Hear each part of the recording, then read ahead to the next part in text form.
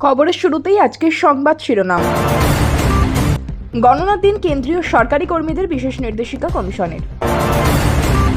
Vote পরবর্তী হিংসা রুখতে পশ্চিম মেদিনীপুর 18 কোম্পানি কেন্দ্রীয় বাহিনী মোতায়েন। কাউন্টিং টেবিলে নজরদারি ঘিরে চরমে সতর্কতা, গণনার আগে কালীঘাটে মেগা বৈঠক তৃণমূলের। অবিরাম বৃষ্টিতে হুড়মুড়িয়ে ভেঙে পড়ল দোতলা বাড়ি, ঝাড়গ্রামে মর্মান্তিক পরিণতি কলেজ পড়ুয়ার। ভোট মিটতেই সন্ধি প্রস্তাব হুমায়ুনের, তৃণমূলের দিকে হাত বাড়ালেন কবির, দিলেন শর্ত। কি করে থাকবো এখানে, হুমকির অভিযোগ, পুনর্নির্বাচন চেয়ে গ্রামবাসীদের বিক্ষোভ ফলতায়। দুদিন বৃষ্টি হতেই জলমগ্ন হাওড়ার বিস্তীর্ণ এলাকা, জল যন্ত্রণায় কাহিল স্থানীয় বাসিন্দারা। বিস্তারিত খবরে যাওয়ার আগে ভিডিওটিতে একটি লাইক দিন এবং পরবর্তী আপডেট পাওয়ার জন্য চ্যানেলটিকে সাবস্ক্রাইব করে রাখুন। এখন বিস্তারিত খবর। ভোট গ্রহণ পর্ব শেষে আগামী 4 মে রাজ্যে বিধানসভা ভোটের গণনা। অন্যদিকে গণনা কেন্দ্রের নিরাপত্তা এবং স্বচ্ছতা সংক্রান্ত নতুন নির্দেশিকা জারি করল নির্বাচন কমিশন। কেন্দ্রীয় সরকারি কর্মী ও অ্যাপ ভিত্তিক পরিচয়পত্র বাধ্যতামূলক করা হয়েছে বলে আগেই জানিয়েছিলেন নির্বাচন কমিশন। আসন্ন নির্বাচনের ভোট গণনা প্রক্রিয়ায় স্বচ্ছতা বজায় রাখতে এবং কারচুপির আশঙ্কা নির্মূল করতে একগুচ্ছ নতুন নির্দেশিকা জারি করল পশ্চিমবঙ্গ মুখ্য নির্বাচনী আধিকারিকের দফতর। গত 13 এপ্রিল রাজ্যের অতিরিক্ত মুখ্য নির্বাচনী আধিকারিক সমস্ত জেলা নির্বাচনী আধিকারিকদের এই মর্মে একটি চিঠি পাঠিয়েছেন। এই চিঠিতে বলা হয়েছে, গণনা কেন্দ্রের নিরাপত্তা ও কর্মীদের পরিচয় যাচাইয়ে আধুনিক প্রযুক্তি ব্যবহারের ওপর জোর দেওয়া হয়েছে। গণনা টেবিলে কেন্দ্রীয় সরকারি কর্মী বা পিএসইউ কর্মীদের নজরদারি থাকবে, এমনটাই কমিশনের নতুন নিয়ম।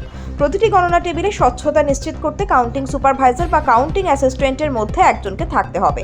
এদের মধ্যে অন্তত একজন কেন্দ্রীয় সরকারি সংস্থা বা রাষ্ট্রায়ত্ত ব্যাংকের কর্মী হতে হবে। গণনার কাজে নিযুক্ত কর্মীদের বিশেষ পদ্ধতির মাধ্যমে বেছে নেওয়া হবে এবং গোপনীয়তা রক্ষার্থে তাদের মোবাইল নম্বর জনসম্মুখে প্রকাশ করা যাবে না। অ্যাপের মাধ্যমে গণনা কর্মীদের পরিচয়পত্র তৈরি করতে হবে। ইসিআই নেট মডিউলের মাধ্যমে কর্মীদের সরকারি পরিচয়পত্র ও ছবি যাচাই করে কিউআর কোড যুক্ত আইডি কার্ড ইস্যু করা হবে। পশ্চিমবঙ্গ বিধানসভা নির্বাচন 2026-এর ভোট গণনার আগে নিরাপত্তা জোরদার করতে পশ্চিম মেদিনীপুর জেলায় অতিরিক্ত 18 কোম্পানি কেন্দ্রীয় বাহিনী মোতায়েন করা হয়েছে। জেলার পুলিশ সুপার পাপিয়া সুলতানা জানান, গণনা নির্বিঘ্ন করতে এবং ভোট পরবর্তী হিংসা ঠেকাতে এই ব্যবস্থা নেওয়া হয়েছে। জেলার বিভিন্ন কাউন্টিং সেন্টার ও স্ট্রং রুমে কড়া নজরদারি চালানো হচ্ছে। পুলিশ সুপার ও জেলা শাসক নিজে গিয়ে নিরাপত্তা পরিস্থিতি খতিয়ে দেখেছেন। সংবেদনশীল এলাকাগুলিতে বিশেষ করে নজর রাখা হচ্ছে এবং কিউআরটি মোতায়েন করা হয়েছে। পুলিশ প্রশাসনের পক্ষ থেকে জানানো হয়েছে, 4 মে ফলাফল ঘোষণার দিন যাতে কোনো অশান্তি না হয় সেজন্য সব ধরনের প্রস্তুতি নেওয়া হয়েছে। যেসব এলাকায় আগে গন্ডগোল হয়েছে সেগুলিকে বিশেষ করে গুরুত্ব দিয়ে নজরদারি চালানো হচ্ছে। প্রশাসনের আশ্বাস, ফল যাই হোক না কেন সাধারণ মানুষের নিরাপত্তা নিশ্চিত করতে কড়া ব্যবস্থা নেওয়া হবে এবং কোনো ধরনের হিংসা বরদাস্ত করা হবে না। 4 তারিখ সোমবার রাজ্য বিধানসভা নির্বাচনের ফলাফল ঘোষণা হতে চলেছে। তার আগে ভোট গণনা প্রক্রিয়াকে ঘিরে চরম সতর্কতা ও নিশ্ছিদ্র পাহারার বন্দোবস্ত করতে তৎপর হয়ে উঠেছে রাজ্যের প্রধান দুই রাজনৈতিক শিবির তৃণমূল কংগ্রেস ও বিজেপি। 1 মাস ধরে চলা শান্তিপূর্ণ ভোট গ্রহণের পর এবার গণনা পর্বেও যাতে কোনো ফাঁকফোকর না থাকে তা নিশ্চিত করতে মরিয়া উভয় দলই। এই আবহে শনিবার বিকেল 4টায় তৃণমূলের সর্বস্তরের নেতাদের নিয়ে একটি গুরুত্বপূর্ণ ভার্চুয়াল বৈঠকের ডাক দিয়েছেন মমতা এবং সর্বভারতীয় সাধারণ সম্পাদক অভিষেক বন্দ্যোপাধ্যায়। উল্লেখ্য, 5 বছর আগে আজকের দিনেই অর্থাৎ 2 মে বিগত বিধানসভা নির্বাচনের ফল প্রকাশ পেয়েছিল। এবার সেই ফলাফল প্রকাশের দিন ধার্য হয়েছে 4 মে সোমবার। নির্বাচন কমিশন এবং কেন্দ্রীয় বাহিনীর তৎপরতায় এবারের ভোট গ্রহণ পর্বে রাজ্যে সেই অর্থে কোনো বড়সড় হিংসা, বোমাবাজি, মারপিট বা প্রাণহানির ঘটনা ঘটেনি। অতীতের রক্তক্ষয়ী নির্বাচনের গণ্ডি পেরিয়ে এবার কার্যত রক্তপাতহীন এবং শান্তিপূর্ণ নির্বাচন সম্পন্ন হয়েছে বলে জানিয়েছে নির্বাচন কমিশন। এবার গোটা রাজ্যের মানুষের নজর আগামী সোমবারের দিকে। সেই দিনই ইভিএম গণনার মাধ্যমে নির্ধারিত হতে চলেছে প্রার্থীদের রাজনৈতিক ভবিষ্যৎ। তবে সাধারণ মানুষের চেয়েও রাজনৈতিক দলগুলির উৎকণ্ঠা এই মুহূর্তে কয়েক গুণ বেশি। গণনার দিন নিজেদের ভোট সুরক্ষিত রাখতে এবং কারচুপি রুখতে আগেভাগেই আসরে নেমে পড়েছে বিরোধী দল বিজেপি। ইতিমধ্যে তারা কাউন্টিং এজেন্টদের দিয়ে একাধিক কর্মশালা ও প্রশিক্ষণ শিবিরের আয়োজন করেছে। শুক্রবার উত্তরবঙ্গে এমন একাধিক কর্মশালা করা হয়েছে। এদিন দক্ষিণবঙ্গেও একই কর্মসূচি চলছে বলে জানা গিয়েছে। অবিরাম বৃষ্টিতে দুর্বল হয়ে পড়া দোতলা মাটির বাড়ির দেওয়াল ভেঙে মর্মান্তিক দুর্ঘটনায় প্রাণ গেল এক কলেজ পড়ুয়ার। আহত অবস্থায় পরিবারের আরও 3 সদস্য হাসপাতালে চিকিৎসাধীন। শুক্রবার গভীর রাতে ঝাড়গ্রামের বিনপুর 2 নম্বর ব্লকের শিলদা গ্রাম পঞ্চায়েতের সুকজোড়া গ্রামে ঘটনাটি ঘটে। পুলিশ সূত্রে জানা গিয়েছে, মৃতার নাম পিঙ্কি দাস। তিনি শিলদা চন্দ্রশেখর কলেজে 2য় সেমিস্টারের ছাত্র ছিলেন। দুর্ঘটনায় গুরুতর আহত হন তার বাবা মৃণাল কান্তি দাস। দাদা সুজিত দাস এবং ঠাকুমা শোভা দাস। তাদের ঝাড়গ্রাম মেডিকেল কলেজ ও হাসপাতালে ভর্তি করা হয়েছে। স্থানীয় সূত্রে জানা যায় যে টিনের চাউনি দেওয়া দোতলা মাটির বাড়িতে 5 জনের পরিবারটি বসবাস করত। পিঙ্কির দাদা সুজিত, তিনি অন্ধ্রপ্রদেশে পরিযায়ী শ্রমিক হিসেবে কাজ করতেন। কয়েক মাস আগে বাড়ি ফিরে পাকা বাড়ি তৈরির উদ্যোগ নেয়। প্রায় 15 দিন আগে নতুন বাড়ির কাজ শুরু হয়। সেই জন্য মাটি খুঁড়ে লোহার কাঠামো বসানো হয়েছিল। টানা বৃষ্টিতে বাড়ির একটি অংশ দুর্বল হয়ে পড়ে বলে অনুমান। শুক্রবার রাতে বাড়ির নিচতলার একটি ঘরে খাটের ওপর ঘুমোচ্ছিলেন পিঙ্কি, তার দাদা ও ঠাকুমা। পাশের ঘরে ছিলেন তার মা বাবা। গভীর রাতে আচমকে একটি দেয়াল ভেঙে পড়ে তাদের ওপর। দেওয়ালের অংশ পাশের ঘরেও স্থানান্তরিত হয়। দেওয়াল ভাঙার বিকট শব্দে ঘুম ভেঙে যায় গ্রামবাসীদের। পিঙ্কির মা মামনি দাস চিৎকার করে সাহায্য চাইলে স্থানীয়রা ছুটে এসে উদ্ধার কাজে হাত লাগান। আহতদের দ্রুত বেলপাহাড়ি গ্রামীণ হাসপাতালে নিয়ে যাওয়া হলে চিকিৎসকেরা পিঙ্কিকে মৃত বলে ঘোষণা করেন।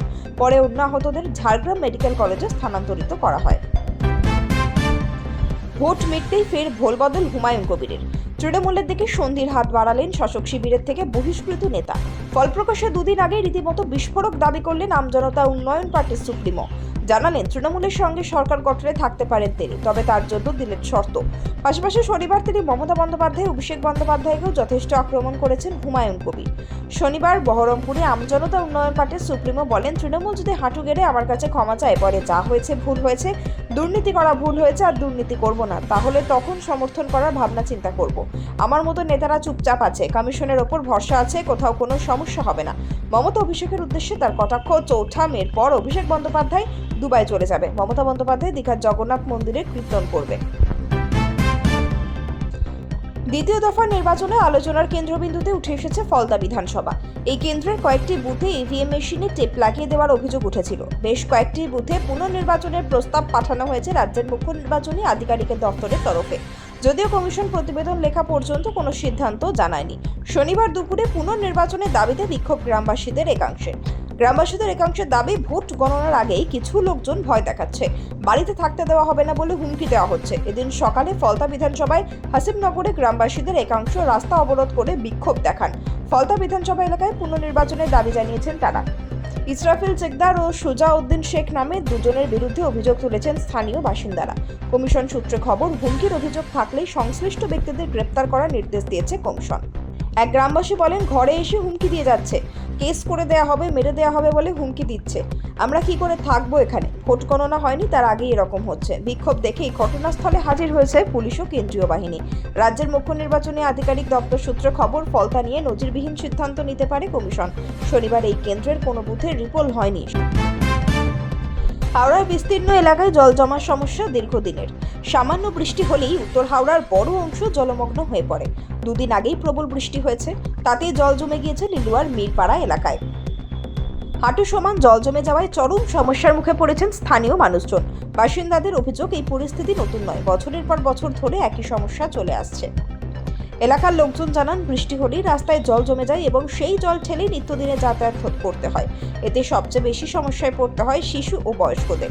যদিও জল যন্ত্রণা সকলেরই, শুধু মিরপাড়া নয়, উত্তর হাওড়া সীতানাথ বসু লেন সহ একাধিক এলাকায় একই ছবি। অনেক জায়গায় আবার জল ঢুকে পড়েছে বাড়ির ভিতরেও। বাসিন্দাদের মতো নিকাশি ব্যবস্থা দুর্বলতাই এই সমস্যার মূল কারণ।